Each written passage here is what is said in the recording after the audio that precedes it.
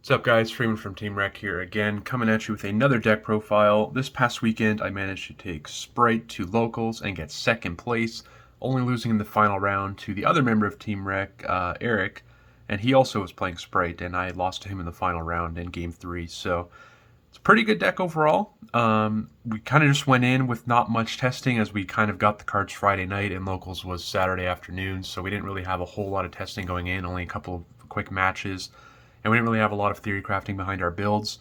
We were just kind of going with what we've seen online and a little bit of our own ideas as well. But this is by no means the best version of the deck, but I figured I would showcase it anyway to just kind of show you guys what I managed to get second place with. And if you guys want to see the first place deck profile, that will be on this channel as well, so definitely stay tuned for that. So we're going to go ahead and get right into it. Sprite cards, of course, we have our 3 blue, pretty standard, best card. We have our 3 jet, this will search your spell and traps. We have 1 red, 1 carrot. Now, having not tested at all, I only played 1 and 1.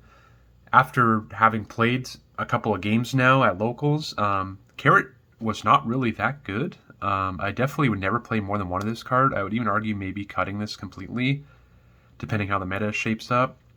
Red, on the other hand, I'm definitely going to bump this up to 2, maybe even 3, because I found myself just kind of wanting more level 2 so you can just kind of summon for free.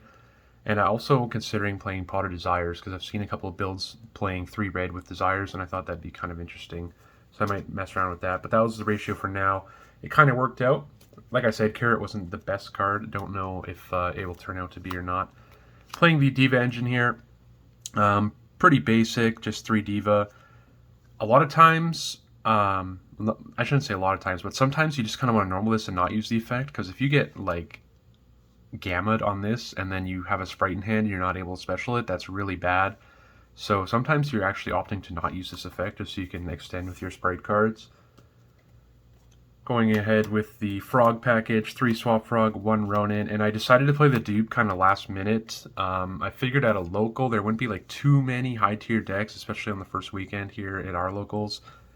And the real only reason not to play the dupe, one, it's kind of bad if you draw it, and the other would be getting super polyed for that new fusion that just came out, Garura, because if you had on Toad and then summon the dupe, you open yourself up to that super poly. But I figured just being able to protect your dupe, protect your Toad on their turn and forcing them to attack this would be pretty helpful.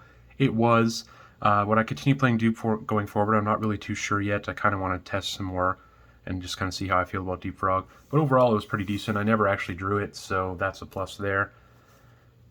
Onto the hand trap lineup. Decided to play the 3 Gamma plus Driver. I did not see this all day, other than Driver. I saw like 3 or 4 times. Did not see Gammas, did not see E-Telly either, which you'll see later in the deck profile. I don't know if I would continue playing this package in the main deck.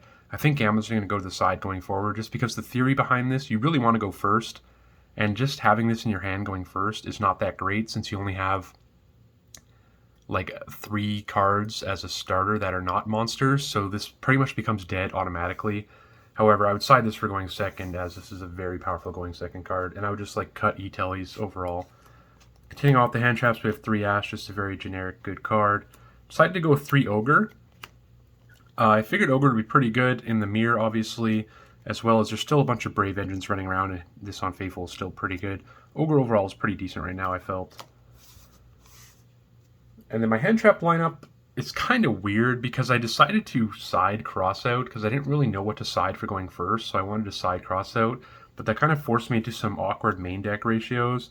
Went with 2 Crow. Crow was very good all day. 1 Veiler, like strictly for Crossout, and then I played 2 Imperm. Before I decided I was going to side the Crossout, this was just 3 Imperm, 2 Crow, but I wanted to put the 1 Veiler in there just to kind of have coverage for it. But that was kind of awkward, but the hand trap lineup did definitely work out. Onto the spells, we got the 3 starter, of course, this card's nuts, and the 1 Smasher. Smashers is a very good card. Just outs a lot of problems. Playing the 2 E-Tellys.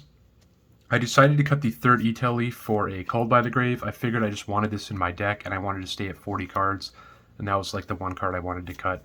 But like I said, didn't see E-Tellys or Gammas all day, so I don't know if they're good or not, but just I don't want to see this, or I don't want to see Gamma in my opening hand going first, so I don't think I would play it going forward. And cutting the 4 cards plus the 2 e-tailies were 6 cards. That opens up 6 cards in the main deck for other better cards, so I think that's the way to go. And then I'm playing 2 talents. This was just very good all day. You get hand trapped, and then you can rip a card from their hand. You can draw 2. Even going second, you can like bait something out and then just steal their monster to keep going forward. Talents is very good. I'm probably going to up this to 3 once we cut out the gammas and stuff. Onto the extra deck. I found that the extra deck has definitely a lot of flex space, and I was just kind of throwing in cards I thought I would want to use. I'd made a lot of changes before the tournament because I wasn't really sure what I wanted to go with. 2 Gigantics, pretty standard, along with the 1 Toad. These are kind of just, never change those. I don't think you ever need 3 Gigantic. Then this is basically all flex. I went with the Gin Buster. You can really only make this with Jet plus blue, or like 2 blues or whatever. I summoned this a few times. It never really came up, to be honest. It was just kind of there because I couldn't get to red or whatever. But it's a flex spot. It's decent. Playing Cat Shark, I think this is going to stay in my deck for sure. This definitely helps push for a game, especially when you have a Link as a material under Gigantic. You can make it up to 64 and just get a lot of damage in. I think I'm definitely going to keep that in for sure. Then we have the Sky Cavalry, which is very good removal. This is definitely staying in, and this allows you to just easily go for Downard plus Zeus. I didn't summon Zeus all day, but it's definitely going to stay in, as it will come up. I just know it will. Onto the links. 2 Elf. Honestly, before this tournament, I didn't realize how broken this card was. This is definitely the best card in your deck. I don't actually own a third, but if I did, I would consider playing 3. Third one came up, I think, once or twice in the super grindy games, but this card's just insane. Just so much advantage off this card, and the kind of like hidden effect where you just can't target what it points to is definitely very strong. Well, with the 1 Almirage, as this just helps your 1 Swap Frog plus like 4 hand trap hands actually do something, so I figured this was worth the slot. Playing the IP, the Dark, just kind of as flexible Link 2s. These both came up a few times, definitely pretty decent. And then we're playing the Phoenix plus Unicorn. Unicorn's really just for IP on their turn, and Phoenix is just kind of flex to remove some back row. Never summoned Phoenix, summoned Unicorn a few times with the IP. But like I said, a lot of these are definitely flexible. Like your Djinn Buster, definitely flexible. Honestly, the Almirage is arguably like not necessary. Even the this package here could be subbed out for something else, but overall it worked out. Onto the sideboard. Went with 3 Nibs. Since I'm not maining them, I definitely wanted these somewhere in my list, as this might not be the best card against Spright, but it's definitely good against a lot of other matchups, so I definitely needed this somewhere in my list. Went ahead and decided to sideboard it. 3 Dark Ruler, kind of the same reasoning behind Nib. I wanted this somewhere in my list, as this is a very good card right now. Might main deck this going forward as well once we cut out the Gamma packages and stuff. Which is a very good card to have. 3 Cosmics, just to kind of round out the going second cards, I guess. We just wanted kind of more outs to the back row decks, in case there's any more Eldritch running around, or like Mystic Mind decks still. Just wanted that somewhere, or even Scythe. And then I cited 6 cards for going first. Crossout, just for kind of all the hand traps that we were main decking. I didn't really see this at all. I saw this once in the mirror, and it like negated a blue, which just wasn't good. So I don't know if I'd play 3 Crossout going forward, or if I'd just cut it completely. Then I played 3 Judgment to kind of round out the going first card. It's just a very generic going first card in general, so I think that'll stay. Yeah, overall, it's a very broken deck. Definitely need more testing with it for sure.